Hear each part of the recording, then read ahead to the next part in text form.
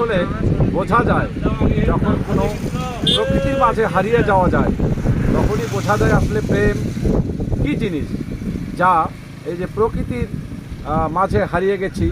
এই যে নদী নালা খাল বিল সাগর মহাসাগর বাংলাদেশে বিভিন্নভাবে মানে বিভিন্নভাবে বিভিন্ন এলাকায় নদীগুলো ছড়িয়ে গেছে। নদীমাতৃক দেশ এই বাংলাদেশ, যা বাংলাদেশের মানুষকে আসলে অনেক মুগ্ধ করে।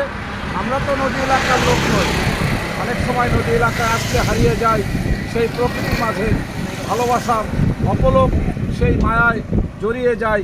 এই যে নদীর যে স্রোত, নদীর যে বহমান স্রোত কোথায় গিয়ে হারিয়েছে এই স্রোত, যা আসলে কল্পনাও করা যায় না। কোথাও না কোথাও তো হারিয়েছেই, এর শেষ তো আছেই। তবে আমি মনে করি যে মৃত্যু যেমন মানুষের শেষ পরিণতি, এমনিভাবে এই নদীর স্রোত কোনো না কোনো জায়গায় গিয়ে হারিয়েছে। আমরাও যেন হারিয়ে একবারে বিলুপ্ত না হয়ে যাই। আমরা যেন আমাদের মরণের কালে যেন আমরা আমাদের কালেমা নসিব হয় এবং আল্লাহ তাআলাকে পাই, নূর নবীজি মুহাম্মদ রাসূলুল্লাহ সাল্লাল্লাহু আলাইহি ওয়াসাল্লামকে পাই, এই আশাই কামনা করছি বন্ধুরা।